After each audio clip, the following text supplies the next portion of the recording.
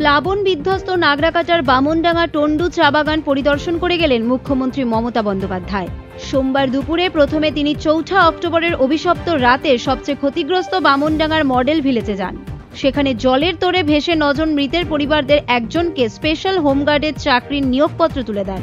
পাশাপাশি নিয়োগপত্র দেন কোচবিহারের মাথাভাঙার আরও ২ মৃতের পরিবারের একজন করে বাড়ির লোককে।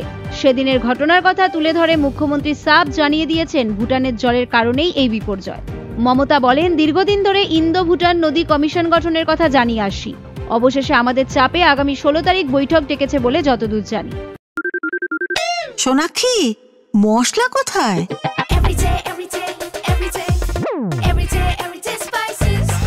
এভরিডে মশলা, দেশের স্বাদ। রামকৃষ্ণ আইভিএফ সেন্টার, মা হওয়ার স্বপ্ন পূরণ।